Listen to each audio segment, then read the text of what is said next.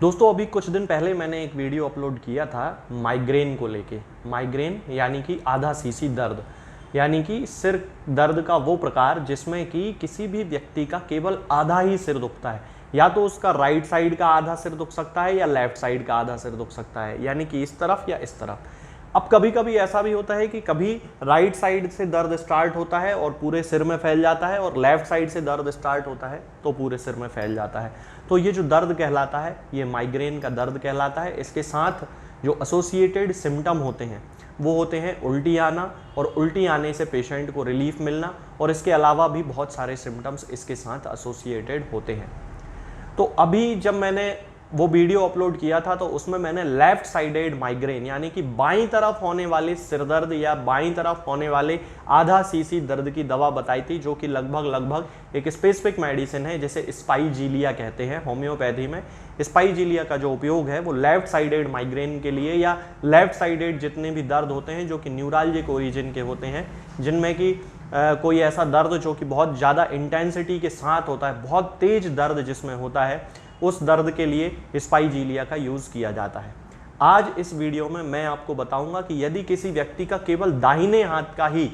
सिर दुखता हो, यानी कि केवल ये वाला हिस्सा इसका दुखता हो जहां आंख से वो दर्द शुरू होता है, या फिर ये ऊपर का हिस्सा दुखने लगता है, फिर पूरा यहाँ फैलता है और ऑक्सीपुट होता हुआ गर्दन पे, इस तरह से पूरा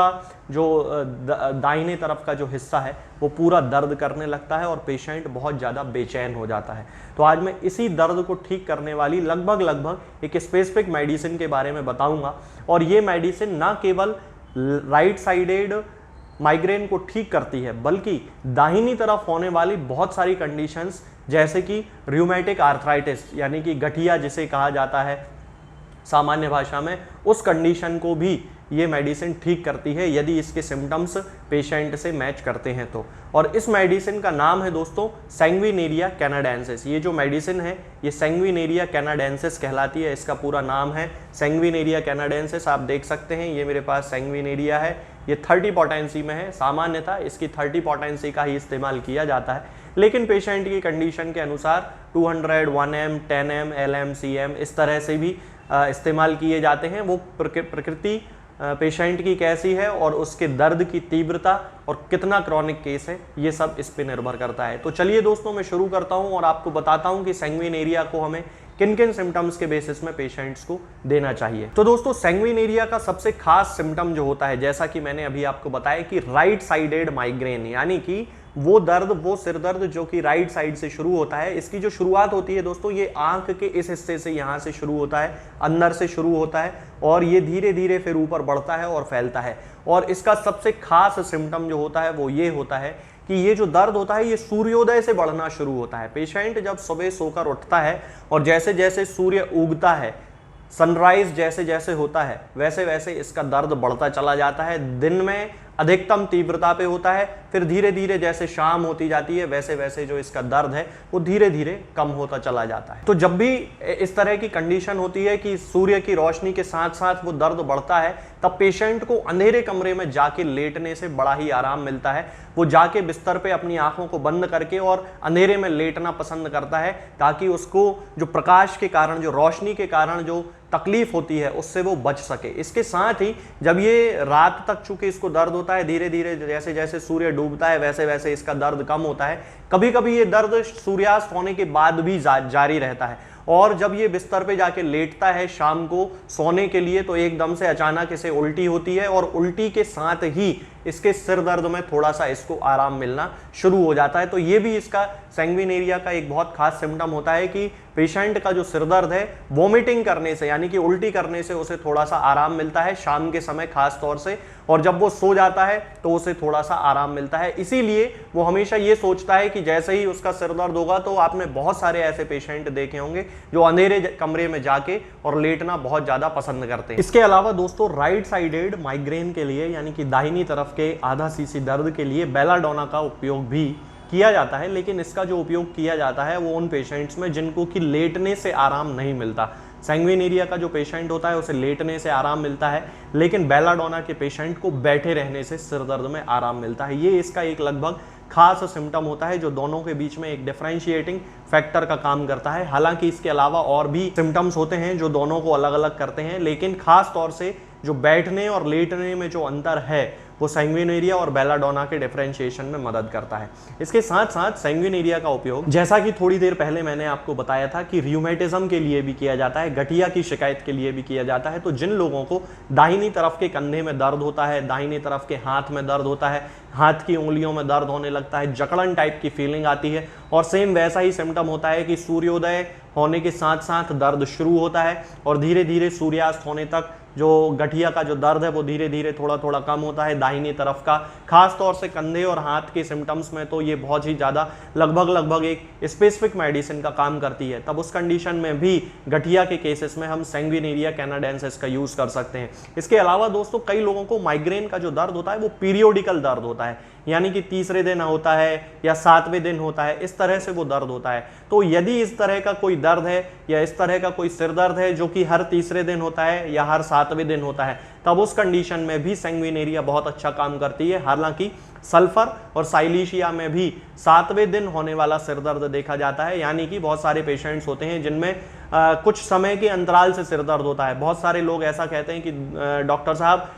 4-5 दिन तो ठीक रहता है, 6ठे दिन तक ठीक रहता है और हर 7वें दिन सिर दर्द होने लगता है। तब उस कंडीशन में हम सैंग्विनेरिया का यूज़ कर सकते हैं। यदि किसी व्यक्ति को हर तीसरे दिन भी दर्द होता है तब भी हम सैंग्विनेरिया का यूज़ कर सकते हैं। इसके अलावा सैंग्विनेरिया महिलाओं के लिए भी एक बहुत अच्छी मेडिसिन मानी जाती है और इसका सबसे ज़्यादा खास सिम्टम जो महिलाओं में देखा जाता है वो होता है कि जिन महिलाओं में मासिक धर्म होना बंद हो जाते हैं, यानी कि जिनमें मीनोपॉज हो जाता है या मीनोपॉज की अवस्था चल रही होती है और उनके जो मासिक धर्म है वो धीरे धीरे करके बंद होने वाले होते हैं, उस कंडीशन में उनके पैर के जो तलवे होते हैं जिन्हें सोल्स कहा जाता है, उनमें उन्हें बहुत ही ज़्यादा जलन पड़ती है और उनको ऐसा लगता है कि वो ठंडे पानी में उन्हें डुबा के रखे रहें और रात में जब वो सोती हैं तो वो पैरों को बिल्कुल भी कवर नहीं कर सकती हैं, ढक नहीं सकती हैं, इतनी ज़्यादा उनको जलन पड़ती है। इसके साथ ही वे महिलाएं जिनमें कि मीनोपॉज के बाद राइट साइडेड माइग्रेन स्टार्ट होता है, उन महिलाओं में भी सैंग्विनेरिया बहुत अच्छी मेडिसिन मानी जाती है। तो खास तौर से मासिक धर्म के अंत जब होने वाले होते हैं, यानी कि जब मीनोपॉज होने वाला होता है, तब यदि कोई सिम्टम महिलाओं के शरीर में पाया जाता है तब सैंग्विनेरिया उनकी बड़ी हेल्प करती है। खास तौर से जो जलन वाला जो केस है जिसमें कि पैरों में बहुत ज़्यादा जलन पड़ती है पेशेंट को और बिल्कुल उससे रात में पैर को कवर करते बिल्कुल भी नहीं पड़ता है और इसी के साथ साथ उसको सिर दर्द भी होने लगता है, राइट साइडेड माइग्रेन उसको होने लगता है, तब उस कंडीशन में भी हम सैंग्विनेरिया का यूज़ कर सकते हैं। तो दोस्तों इस तरह के ये जो सिम्टम होते हैं ये सैंग्विनेरिया कैनाडेंसिस के बहुत ही खास सिम्टम होते हैं, बहुत स्पेसिफिक सिम्टम होते हैं जिनके बेसिस पे हम किसी भी पेशेंट को सैंग्विनेरिया दे सकते हैं और उसकी जो बीमारियां हैं वो धीरे धीरे ठीक हो जाती हैं। यदि हम इसके डोज की बात करते हैं कि हमें इसको किस पोटेंसी में और किस प्रकार से यूज़ करना चाहिए, तो ज़्यादातर हमें इसकी 30 पोटेंसी का ही इस्तेमाल करना चाहिए और सिम्टम्स की इंटेंसिटी के आधार पर डोज का निर्धारण होता है। मान लीजिए कि किसी को बहुत ज़्यादा सिवियर पेन हो रहा है, एक्यूट केस है और दर्द की शुरुआत है, तो उस कंडीशन में हम इसको 30 पोटेंसी में 2-2 बूंद हर 3-3 घंटे में दे सकते हैं और उससे उसको बड़ा आराम मिलता है। लेकिन यदि किसी को कोई क्रॉनिक केस है तब उस कंडीशन में 2 बूंद सुबह, 2 बूंद दोपहर में और 2 बूंद शाम को, इस तरह से हमें इसके डोज को शुरू करना चाहिए। पहले 15 दिन तक हमें इसी तरह देना चाहिए। उसके बाद सिम्टमों में यदि कमी आती है, लक्षणों में यदि कमी आती है तो फिर उसके साथ डोज को भी एडजस्ट करना चाहिए। हो सकता है कि फिर बाद में हमें केवल 2 बार देना पड़े या 1 बार देना पड़े, लेकिन ये जो काम है ये किसी भी होम्योपैथिक फिजिशियन के गाइडेंस में ही होना चाहिए क्योंकि सिम्टम्स से मैच करना होम्योपैथी में बहुत ज़्यादा ज़रूरी होता है। तो दोस्तों यदि आप चाहें तो अगर आपको माइग्रेन की शिकायत है तो आप सैंग्विनेरिया का भी इस्तेमाल कर सकते हैं, लेकिन सबसे पहले अपने होम्योपैथिक डॉक्टर से सलाह जरूर लें। आज के इस वीडियो में फिलहाल इतना ही। आगे के वीडियोस में हम बात करेंगे कुछ नई बीमारियों के बारे में और उनकी होम्योपैथिक दवाओं के बारे में। तब तक के लिए जय हिंद, जय भारत। दोस्तों, होम्योपैथिक दवाओं को खाने का सबसे अच्छा तरीका होता है कि हम हमेशा खाली पेट इन दवाओं को खाएं।